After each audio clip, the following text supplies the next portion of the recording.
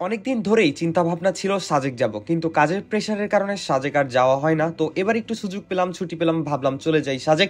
আজকের এই ভিডিওতে আপনাদেরকে দেখাবো সাজেকের ট্যুরের অভিজ্ঞতা, এবং আপনারা চাইলে এনজয় করতে পারেন এবং আপনারা চাইলে আজকের এই ভিডিওটা পুরো কন্টিনিউ করতে পারেন। যেহেতু আমার আগের চ্যানেল নাই, তো নতুনভাবে পরিচয় দেওয়া যাক। আমি জিহাদ, টুকটাক ফটোগ্রাফি করি, ঘোরাফেরা করি এবং আপনাদের মাঝে আজাইরা কথাবার্তা বলতে থাকি। ইচ্ছা থাকলে কন্টিনিউ করতে পারেন। গিয়েছিলাম এবার সাজেক ফেস্টিভ্যালে, এবং এটাই সর্বপ্রথম সাজেকের ফেস্টিভ্যাল 2024। মানে আমাদের টার্গেটই ছিল সাজেকের প্রথম ফেস্টিভ্যাল, যেহেতু তাহলে তো যাওয়ার দরকারই। তো এই চিন্তা ভাবনা করে মেইনলি আমরা গিয়েছিলাম। হ্যাঁ, শুরুতেই নাচ হয়, আমরা তো তখন উপভোগ করছি। এখন আপনারা চাইলে উপভোগ করতে পারেন, আর প্যারা লাগলে স্কিপ করতে পারেন।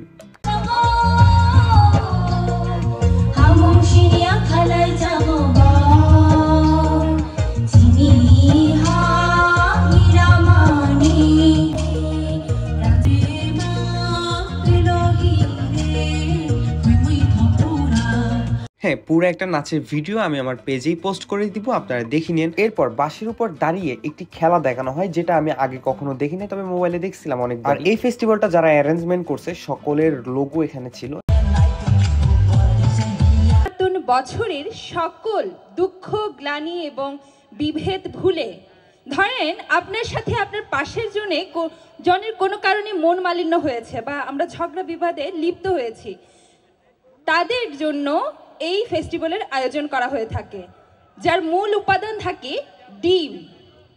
প্রিয় খাবার আমিষে পরিপূর্ণ এই ডিমটি খাইয়ে একে অপরের সাথে ভালোবাসা বিনিময় করে থাকে। তো এটা আমার জন্য একটা পুরো নতুন একটা অভিজ্ঞতা। ডিম একজন আরেকজনকে খাওয়িয়ে আপনার খারাপ বন্ধু, শত্রু যেটাই মনে করেন না কেন, তাকেও আপনি কি আপন করে নিবেন, এটা একটা নাকি তাদের নিয়ম। তো আমাকেও একটা ডিম দেয়, আমার পাশে যে ছিল তাকেও আমি সেই ডিমটা খাওয়াই দিই, এবং তার আমি খুব কাছের বন্ধু হয়ে যাই। ভাই আমি জানি না এটা কি ধরনের একটা নিয়ম, যাক ভালোই, তাদের ভালোই লাগছে তাদের এই নিয়মটাকে। তারপরে ছবি তোলার জন্য লুসাইদের এবং ত্রিপুরাতে দুইটা কর্নার দেওয়া আছে, ফটো কর্নার, যেখানে আপনি মেন কথা হচ্ছে ছবি তুলতে পারবেন। তো এখানে আমরা ছবি তুলি। তারপরে উন্মুক্ত ক্যানভাস ছিল, যেখানে আপনি আপনার মনের মতো আঁকবেন। এরপরে ছিল কমেন্ট সেকশন, যেখানে আপনি আপনার মতামত জানাতে পারবেন। তো মোটামুটি ভাই এখানে অনেকগুলোই ছিল। এরপর আস্তে আস্তে রাত হয়ে যায়। এবং রাতে আমরা মেইনলি মন্টানা রেস্টুরেন্টে বারবিকিউ খাওয়ার চিন্তা ভাবনা করি। এর সাথে এখানে ব্যাম্বু বিরিয়ানি, ব্যাম্বু চিকেন ছিল। তো আমরা বারবিকিউটা ট্রাই করি, এবং এটার স্বাদ মোটামুটি ভালোই, এভারেজ ভালোই। যারা ফুড ব্লগার তারা এটা খুব সুন্দর মতো বলতে পারবে। ভাই আমি ফুড ব্লগার না, আমি আপনাদেরকে এত ভালো মতো বুঝাতে পারবো না। মেইন কথা হচ্ছে খাওয়ার জিনিস ভাই খাই ফেলছি। এখানে আমাদের আনাম ভাই ফটোগ্রাফি করতেছে।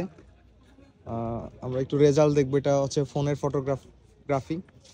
এখানে খুব সুন্দর একটা ভিউ, মেঘপুঞ্জি রিসোর্টের সামনে ফটোগ্রাফি করতেছে ভাই। একটু রেজাল্ট আমরা দেখি। ওকে, সুন্দর ফটোগ্রাফি, নাইস নাইস। ভাই আমাদেরকে একটু রেজাল্টটা দেখাবেন। হ্যাঁ, সুন্দর। কেউ যদি ফটোশুট করতে চান, ভাইয়ের ফেসবুক আইডির নাম করুন। যেহেতু ফোন নিয়ে যায় না, কয়েকটা ছবি তুলি, ভিডিও করি, আর যেগুলো আপনারা আমাদের কেএলসি পোর্ট্রেটে প্রত্যেকটা ভিডিও পাবেন আশা করি। যদি সময় থাকে অবশ্যই ভিডিও বানিয়ে আমি পোস্ট করব। আপনারা আমাদের পেজটা ফলো করতে পারেন এবং আমাদের সাথেই থাকতে পারেন।